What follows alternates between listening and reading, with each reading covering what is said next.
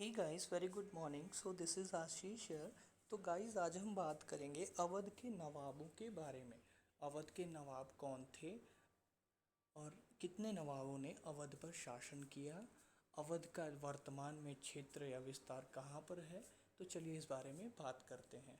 तो गाइस, अवध के बारे में जब हम बात करते हैं तो अवध जो है वर्तमान के उत्तर प्रदेश के लखनऊ के आसपास के रीजन जैसे बाराबंकी, फैज़ाबाद, अयोध्या, गोरखपुर के आसपास से सटे हुए जो भी रीजन है, गोरखपुर के आगे और लखनऊ के पास के जो रीजन है इन बिटवीन के, ये अवध के क्षेत्र में है।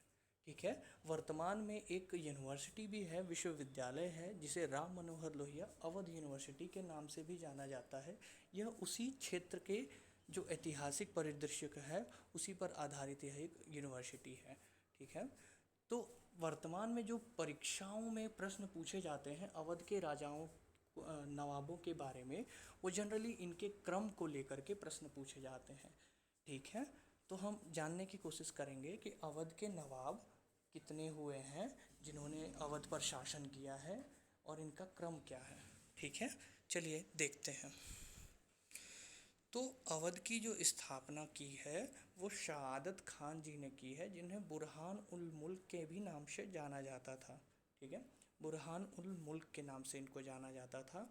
और इनके पश्चात इनका जो भतीजा सफदर जंग था वह शासक बनता है, नवाब बनता है अवध का। ठीक है। उसके बाद आता है, अच्छा, सफदरजंग के विषय में आप ये भी जानते होंगे कि दिल्ली में एक बहुत पॉश इलाका है जिसे सफदरजंग एरिया कहते हैं। यहाँ पर एक हॉस्पिटल भी है सफदरजंग नाम का, और सफदरजंग में एक हवाई पट्टी भी है।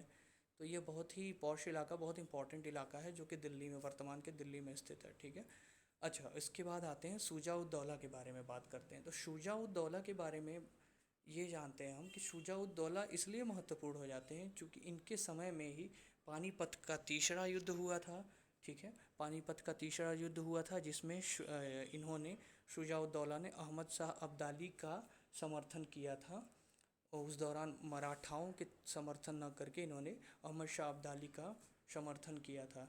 अच्छा, उसके बाद जब अवध से अंग्रेज़ों का युद्ध होता है तो उस दौरान वॉरेन हेस्टिंग्स से इनकी एक संधि होती है जिसे कहते हैं बनारस की संधि कहते हैं।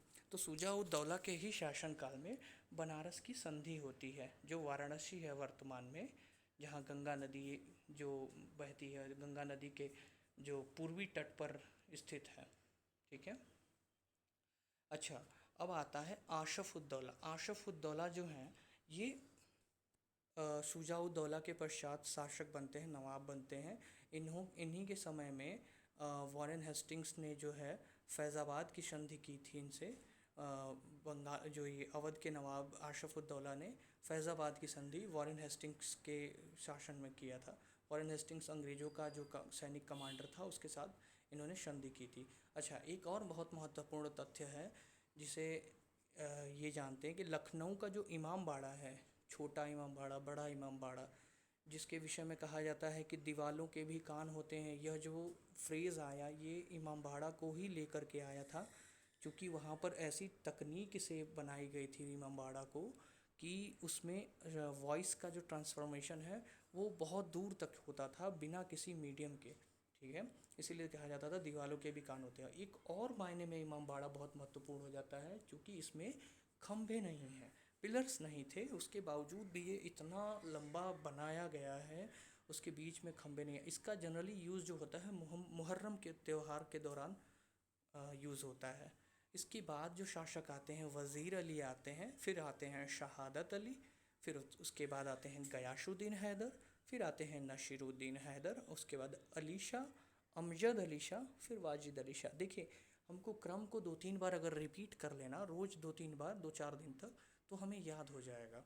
देखिए कैसे, पहला आते हैं सआदत खान जिन्हें बुरहानुल मुल्क भी कहा जाता है, फिर सफदरजंग, शुजा उद दौला, आशफ उद दौला, वज़ीर अली, शहादत अली, गयाशुद्दीन हैदर, नसीरुद्दीन हैदर, अली शाह, अमजद अली शाह, वाजिद अली शाह। तो ये आपके रहे अवध के नवाबों की लिस्ट जिन्होंने अवध पर शासन किया। टोटल 11 हैं। ठीक है। Thank you for watching guys, thank you so much.